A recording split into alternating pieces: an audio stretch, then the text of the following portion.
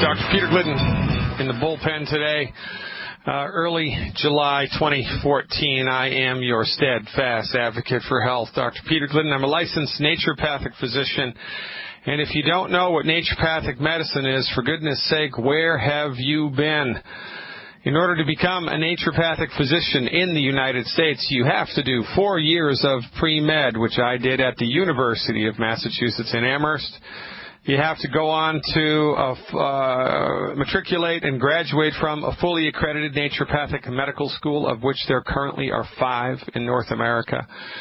And then you have to pass national boards, then you have to pass state boards, then you have to pursue continuing education credit every year, anywhere from 20 hours to 45 hours of continuing education, depending on which state you hold your license to practice naturopathic medicine in. And naturopathic medicine espouses the fundamental holistic belief that the human body is endowed with a God-given ability to fix itself, that the human body knows how to fix itself, the human body wants to fix itself, and it is the naturopathic physician's job to provide therapeutics, the intention of which are to support and promote your body's natural ability to fix itself, which I think is what most people thought that their MDs did.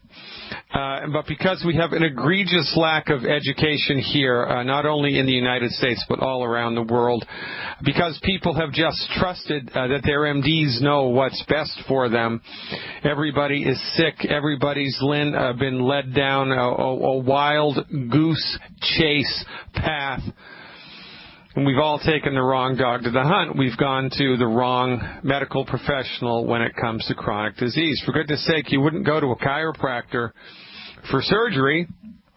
By the way, love chiropractors. Just came back from a chiropractic adjustment. Dr. Matthew Peel in Western Springs, Illinois, perhaps one of the best chiropractors I've ever been to in my life. We're going to have Dr. Peel on in a number of days. He's a supporter of Dr. Wallach, knows a lot about kinesiology, is on the cutting edge of some really cool chiropractic stuff. And God willing and the creek don't rise, we'll have him on in a couple days, a couple weeks in order to discuss what he's up to. But my point is, right, you wouldn't go to a chiropractor for surgery, because you know that that's not their thing. Well, you don't know that chronic disease is not the thing of the MD. You do not know that. If you did know that, which in fact is the truth, you wouldn't bring your body anywhere near the office of an MD if you're suffering with a chronic disease, because the MD is trained to believe that once you're sick, you're screwed. Your body does not have the ability to recover from the condition. Your body does not have the ability to fix it. It is not the physician's job to cure the disease. It is the physician's job, the MD's job, to manage the disease with symptom-suppressive synthetic pharmaceuticals. And remember, we're not against drugs. I can prescribe drugs legally. And I don't know how many states, 7, 8, 9, 10 states in the United States, I can legally prescribe drugs as a naturopathic physician. How about that? It's not the drug, it's how it's used. It's not the gun, it's how it's used. Thank God for penicillin, morphine, Novocaine, and the sterile technique. But when MDs bring drugs to bear on your body, they are throwing them in willy-nilly with complete disregard to an understanding of the discrete pathophysiology, the discrete biochemical, systematic, holistic pie, which is the human body. And remember, even when they're not screwing you up with 6 or 7 drugs which conflict against each other and which cause more harm than you benefit from by way of side effects, even when the drug is prescribed effectively from their point of view, it's not prescribed to cure the condition. It's prescribed to manage it. The easiest example of this, of course, is Prilosec, antacids, the little purple pill. Is the little purple pill an attempt to cure heartburn, gastroesophageal reflux, Barrett's esophagus? Any of that? No. The little purple pill's job is to manage your heartburn. The little purple pill's job is to eliminate the symptoms of your heartburn, and then when the pill wears off, guess what? You need more. Kind of like taking Tylenol or Advil for pain. It just numbs you out to the pain. It doesn't relieve the inflammation. It doesn't relieve the source of the pain. It just numbs you out to the pain, same way Novocaine does. But this is what the MDs do, and because of lack of education and because we trust. We're too trusting here. And quite frankly, we haven't been told the whole deal. We haven't been educated properly. A little bit of education in this regard would go a long way, because in the same way that you're smart enough to understand you don't go to a chiropractor for surgery, well, you should be smart enough to understand that you don't bring your body to an MD's office if you're suffering with a chronic disease. You don't believe me? Well, facts are a stubborn thing. The leading cause of death in the United States? MD-directed medical therapeutics. MD-directed medical therapeutics. Leading cause of bankruptcy? MD-directed medical therapeutics. Because what's the most expensive type of medicine? The one that doesn't work. Dr. Wallach and I are the only ones saying this. The medical model in the United States, in North America, in Canada, in the European Union, quite frankly, all around the world, the medical system does not need to be upregulated, downregulated, tweaked, managed, nor massaged. It needs to be abandoned because it does not work. Hence the title of this radio program, Fire Your MD Now. Not because we're vindictive, not because we have an axe to grind, but because their therapeutics don't work. They don't work. Not for chronic disease, they don't work. And thank God the MDs are around for surgical intervention when it's necessary. That's their wheelhouse. A handful of infectious diseases, that's their wheelhouse. Trauma care, that's their wheelhouse, right? But the unsuspecting public brings their bodies to the MDs for everything, and because we do, we get sicker and sicker and sicker and sicker and sicker and sicker and sicker. By way of explanation here, according to a brand new study, this I'm reading from Medscape, medscape.com, at least 29 people in the U.S., that's 9% of the population, now have diabetes. That's type 2 diabetes, and 25% don't know it. 9% of the U.S. population has diabetes, and 25% of those people do not have it. This figure based on 2012 data from the National Health and Nutrition Examination Survey, the National Health Interview Survey, and the Indian Health Service, and a 2012 U.S. resident population estimate. This is an increase of 3 million type 2 diabetics since 2010. This report was published June 10th on the Center for Disease Control's website. These new numbers are alarming, they go on to say, and underscore the need for an increased focus on reducing the burden of diabetes in our country. Blah-de-dee, blah-de-dee, blah-de-dee, blah-de-dee, blah-de-dee, blah-de-dee, blah-de-dee. Now, why are more and more and more people getting sick with type 2 diabetes? Because the MDs are not trained in what causes type 2 diabetes, nor are they concerned with how to cure type 2 diabetes, because there ain't no money in the cure. One type 2 diabetic treated for approximately 40 years will profit the medical industry anywhere from $300,000 to $600,000. Anywhere from $300,000 to $600,000. So why on earth would they cure it? Now remember, medicine is a for-profit engine here in the United States. Nothing wrong with making a profit. I'm a champion of making profits. But when you monopolize the medical industry and you're not concerned with a cure, and your intention is to just push symptoms, sweep symptoms under the rug, but your patients don't know that you're doing that, that's a problem. Absolute power corrupts absolutely, and the MDs are so colorblind that, metaphorically speaking, I mean, quite frankly, if it wasn't such a big, bad voodoo daddy health problem all around the world, it would be laughable. Pathophysiology. So the MDs go on to say that from a particular point of view, some types of diabetes, and I'm taking this off of Wikipedia, most cases of diabetes involve many genes, with each being a small contributor to an increased probability of becoming a type 2 diabetic. Well, answer me this. If it's genetic, then why doesn't it develop until you're an adult? if it's genetic, it should be happening since birth. I mean, Down syndrome. Does Down syndrome wait until you're 20 years old to manifest? No. It's baked into the cake. Truly genetic illnesses are baked into the cake, and you have them right out of the gate. Also, if it were truly genetic, you would not be able to manipulate it with diet nor exercise, which you can do. And I mean, this is a known fact. You can manipulate and make your blood sugars better or worse with diet and exercise or lack thereof. So if you can manipulate the pathophysiology of the condition with exercise and diet, then it's not genetic. It's not genetic.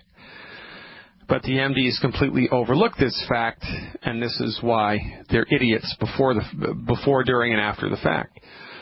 Your medical doctor has a juvenile, old-fashioned, outdated, ridiculous, and dangerous understanding of the pathophysiology of most diseases, most of all chronic diseases. They're completely clueless about it. And the research that's been done about this isn't to come up with a cure for type 2 diabetes. It's to come up with a new drug that manages type 2 diabetes better and more effectively, right? This is the MD's whole thing. But because, they're in the monopoly, and because their hubris is so large that they believe their own nonsense, people are sick and suffering needlessly, even though in 1958 type 2 diabetes was proven to be able to be turned on or turned off at will in laboratory rats by giving or removing the mineral chromium.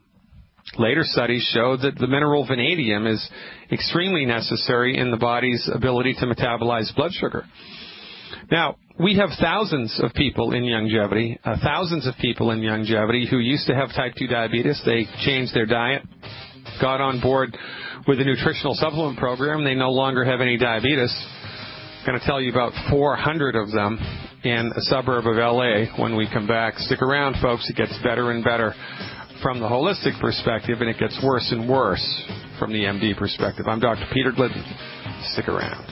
We're back, ladies and gentlemen. Check out the live video stream. Why don't you enter into the chat room, the online chat room at the Dr.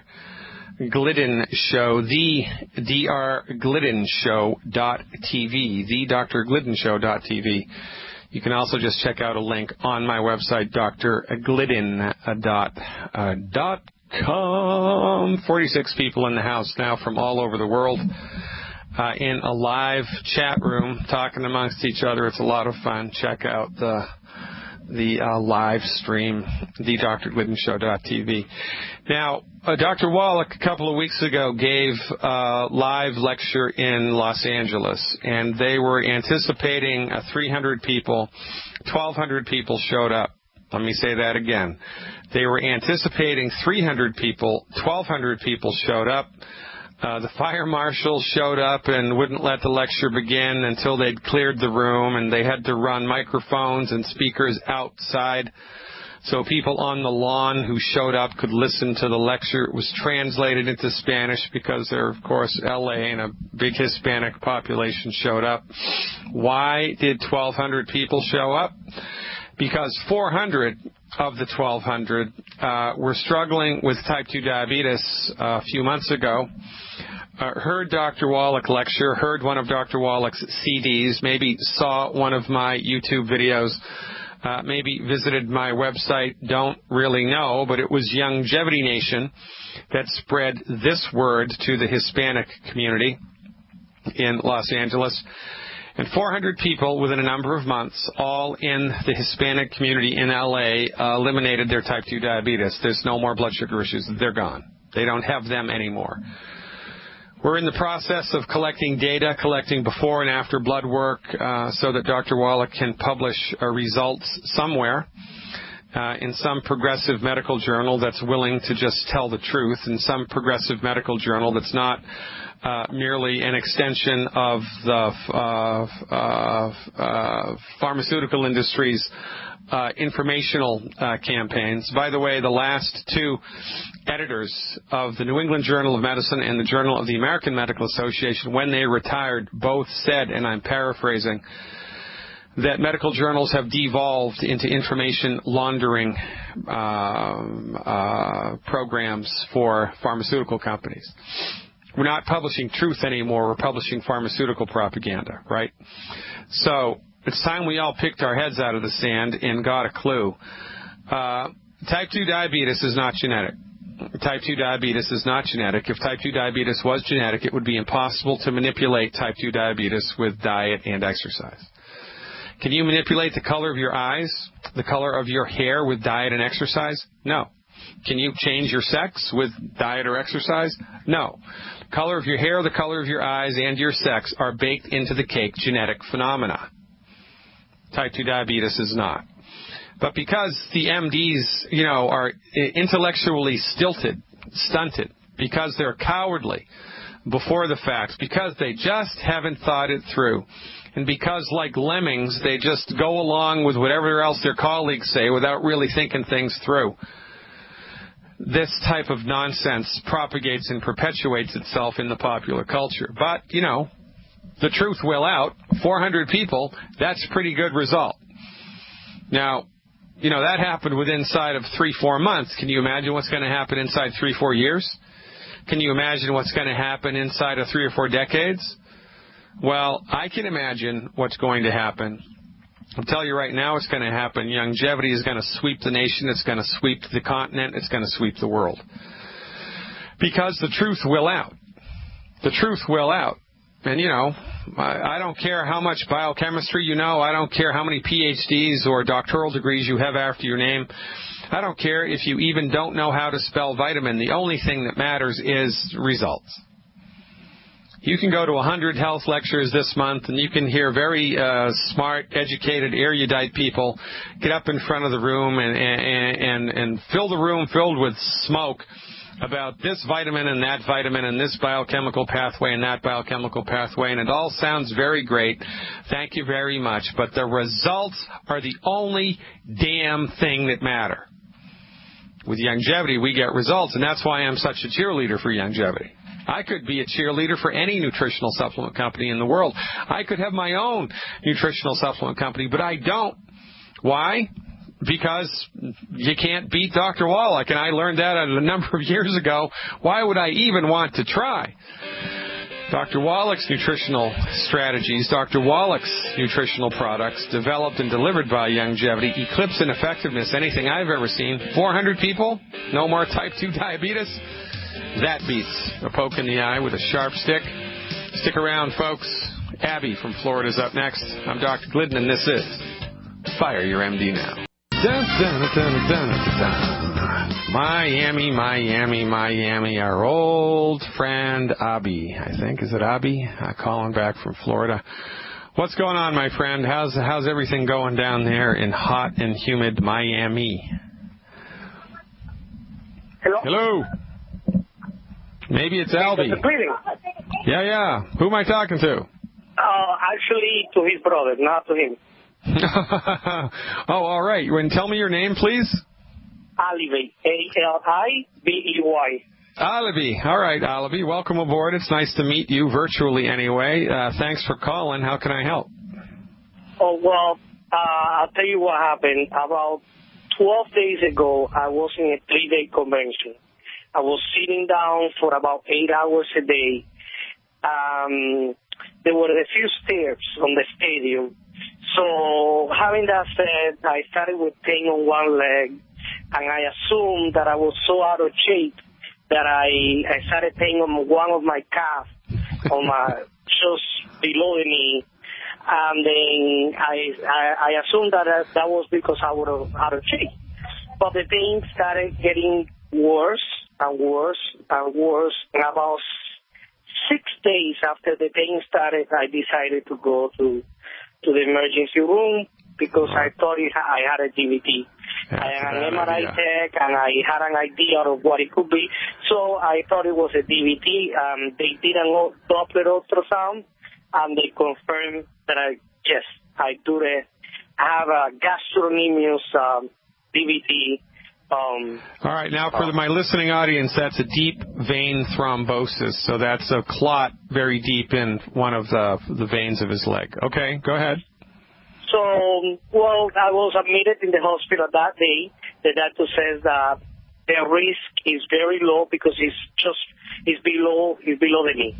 So it's not really that risky that the thrombus is going to be released and cause a pulmonary embolism or cause any other symptoms. The risks are very minimal, but that I should get into anticoagulants to make sure that I keep the flow of my blood, thin, make sure that, and then that basically, that was the treatment. So I'm taking Xarelto, 50 milligrams twice a day for 3 weeks, and after that, the plan is that after those 3 weeks, the same medication I'm going to take 20 milligrams once a day for about 30 days, and then that I should check a hematologist later on to run some blood tests and to see what's going on. Supposedly, well, I have a better idea. Idea. Why don't you tell him to take that crap? Why don't you tell him to take that stuff? Call him back and say, Doc, I'll make a deal with you. I'll take it if you take it.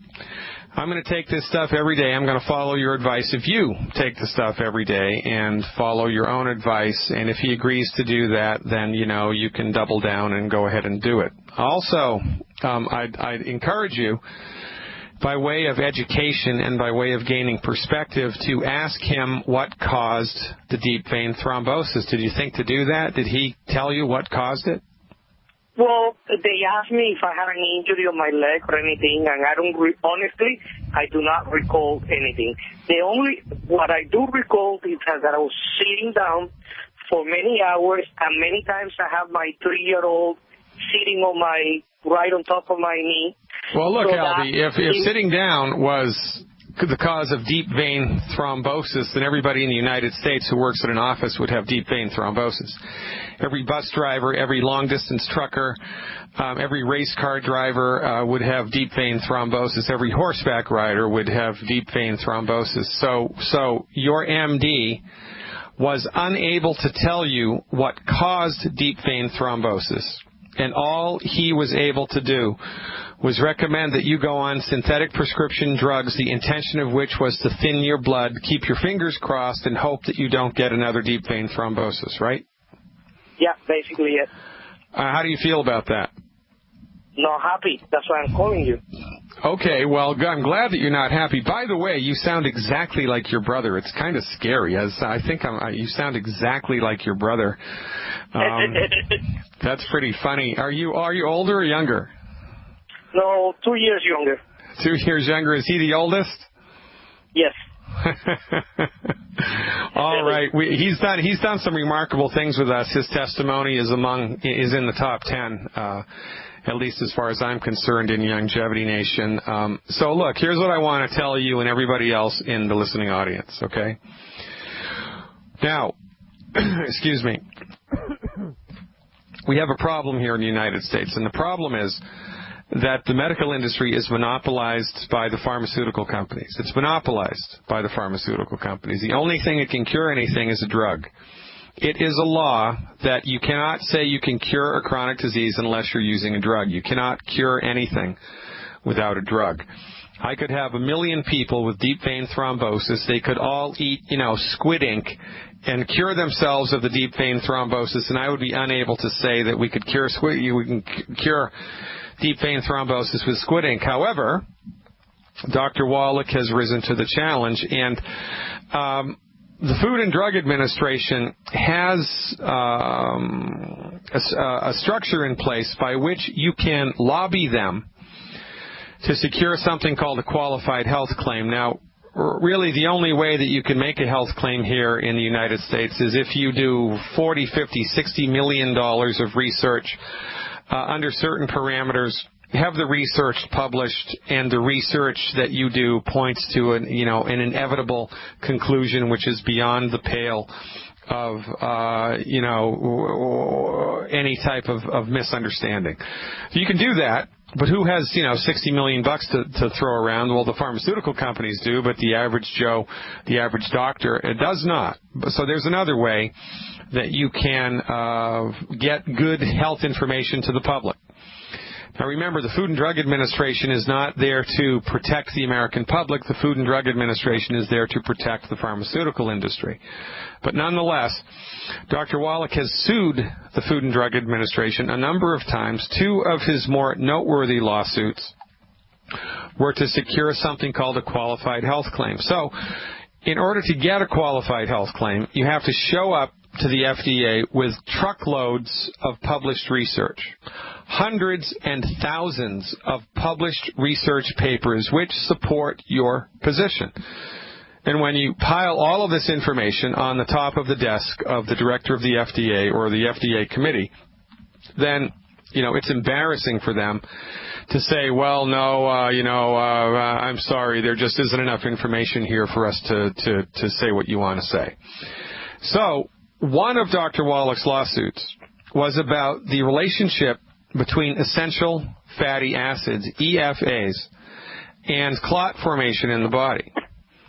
So there's so much published research, Albie. There is so much published research about the relationship between essential fatty acids and healthy blood that it is laughable. There's so much research that we were able to sue the Food and Drug Administration. Dr. Wallach was able to sue the Food and Drug Administration to secure a qualified health claim that allows us to say that essential fatty acid supplementation virtually eliminates the risk of thrombotic stroke. So, if your blood is unhealthy and starts clotting inappropriately, it's not because you have a prescription drug deficiency. And it's not because you have a bad gene. Maybe if you've been to New Orleans lately, you might have a voodoo curse. I don't know. But it's probably because you have an essential fatty acid deficiency. So, and the fact that there is literally truckloads of published research that supports the notion between essential fatty acid supplementation and healthy blood, the fact that your medical doctor did not know that is tantamount to your medical doctor not knowing anything about Novocaine. You go to a medical doctor and he doesn't know what a suture looks like. You go to a medical doctor, he's never seen a bandage before, or he doesn't know what blood pressure is. I mean, you would expect your medical doctor to know these things. There is so much research published about the relationship between essential fatty acids and clot formation, it's not even funny. And because he never mentioned any of this to you means that he's a slacker. He's just not doing his job. He's not doing his homework. He's not paying attention to the published research. And by the way, all of this research is in mainstream medical journals. It's not in some fly-by-night holistic medical journal, published by some Grateful Dead hippie in the mountains of Northern California. This is mainstream medical stuff, and he doesn't know it. Which means you need to never darken that medical doctor's door again because they're just not on their game. They're just not on their game, man. They're not on their game, period. So, you might want to visit Facebook. You may want to visit Wellness Warriors with a Z, Wellness Warriors with a Z, and talk to the Commander on Facebook. The Commander is a good friend of mine. I often interview him here on the radio show. He's a registered nurse. He's an Army vet. And when I first met the Commander, he had 17 clots in his legs. And he was on more prescription medications for this, more Coumadin, than anybody I've ever met in my life. He was also over 300 pounds, and he had blood sugar issues, type 2 diabetes. With medical nutrition and diet change, all the clots in his legs went away. He lost 100 pounds, and the type 2 diabetes disappeared. And he's a nurse. I mean, he's the guy in the back of the ambulance keeping you alive while they're transporting you to the hospital. I mean, he really knows his stuff. And he would be a good person to get, a personal testimonial about the relationship here between essential fatty acids and healthy blood. So if I were you, what I would do to support and promote healthy blood, viscosity in my body, how much do you weigh? 155, around there. Okay, so here's what I would do every month for the next 6 months. All right, I would do One Healthy Body 2.0 liquid. One Healthy Body 2.0 liquid start pack. One Healthy Body pack 2.0 in the liquid form, one of those. Okay. I would do one bottle of Prohoba Omega. That's Projo. Yeah, Projoba, Projoba Omega. 1 bottle of Projoba Omega. And 1 bottle of multi-EFAs. 1 bottle of multi-EFAs. And 3 bottles of Ultimate Selenium. 3 bottles of Ultimate Selenium. And last but not least, 2 bottles of Nightly Essence. Nightly Essence has interesting biochemical in it called nattokinase. And nattokinase is an extract, believe it or not, from earthworms. And nattokinase has been clinically proven to dissolve blood clots. Clinically proven to dissolve blood clots. So, 2 Nightly Essence, 1 multi-EFA, 1 Projoba Omega, 3 Selenium, and 1 Healthy Body Start Pack 2.0 in the liquid form. Eliminate the 10 bad foods. And the upshot of all of this stuff is that in addition to your blood getting healthier and, approaching the proper viscosity, you should see positive effects across the board because, right, this is a holistic program. And the intention here is to support your whole body because everything's connected, man, right? So, right, we would anticipate better energy, better mood, better sleep, better sex drive, better appetite, better everything, kind of sort of the same way that happened to your brother. Give it a shot, and don't disregard the importance of eliminating the 10 bad foods. That's very important, especially for you. So check it out. Call me back in 4 weeks. And I'm looking forward to another remarkable testimonial like your brother. Let's keep it all in the family. Appreciate your call. Stick around, folks. Wendy in Canada is up when we come back. Welcome back. Dr. Peter Glidden here.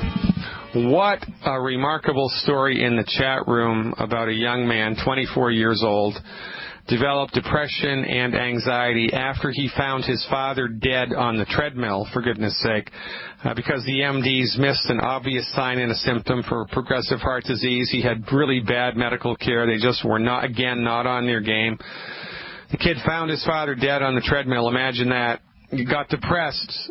They put him on every drug in the world, did nothing. They finally put him on a benzodiazepine, Xanax, which in my opinion should be outlawed. And any medical professional prescribing Xanax should be quarantined to a tropical island in the middle of the Pacific inhabited by rabid animals. And, when he started to come off of the benzodiazepine, the Xanax, he developed unbelievable, horrible side effects that he's now dealing with.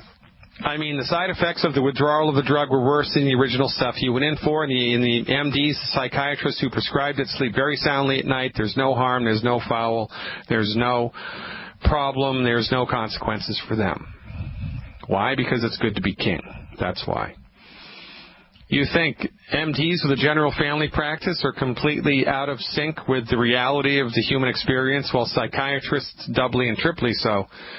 Because your psychiatrist is trained to believe that consciousness is a function of biochemistry. And that everything stops when you die. That all of this talk about a spiritual energy, a spiritual essence, a life force, a vital force is just some type of hippie hallucination. And that really when you have a problem with the biochemistry of your body, well, it's only a matter of time until that happens because your body is a unstable bag of biochemicals to begin with. Only a matter of time until something breaks. And it's not the damn doctor's job to fix it. It's the doctor's job to manage it. And when you try to manage somebody's brain biochemistry, that's like throwing a wrench into a gigantic gear system. You're gonna screw something up. It should be mandatory. It should be illegal for a psychiatrist to prescribe a drug unless they have already taken it. It should be illegal for a psychiatrist to prescribe a drug unless they have already taken it. I mean, if we pass that law tomorrow, everything would change. This young man's up against it. So what do? Well, we say, look, give your body the raw materials it needs to fix itself. Stop eating food that's coming up the works. Keep your fingers crossed and get the hell out of the way. And let your body fix it. So in order to support and promote healthy brain biochemistry, the recommendation is 1 Healthy Body Start Pack 2.0 in the liquid form. 1 Healthy Body Start Pack 2.0 in the liquid form. 2 Selenium. 1 bottle of multi-EFAs. And 1 bottle of plant-derived minerals. per 100 pounds of body weight per month. Eliminate the 10 bad foods. And to that program, add 1 extra bottle either of the Cal Toddy, which is a liquid calcium supplement, or the Beyond Osteo FX, which is another liquid calcium supplement. Max out with the liquid calcium, eat a diet high in cholesterol, take those nutritional supplements, and forgo all other methods. Forgo all other methods. Bringing your body to a medical doctor, to a person with an MD who practices medical nutrition is a fool's errand. You should stop it now. You should not even consider it now, because those people are the worst people who practice medicine on the planet. And I know firsthand, because I know the guy that started that whole process. His name's Jeffrey Bland, PhD. His claim to fame was he was the first or the last. I'm losing my thought process here. I didn't take my EFAs today. He was the last student of Linus Pauling's. Right, he was the last PhD student under Linus Pauling. Now, I shouldn't speak ill about people who aren't here to defend themselves, but nonetheless, I am not at all an advocate of orthomolecular medicine, because when MDs attempt to use vitamins and nutritional supplements, they use them through the reductionistic method.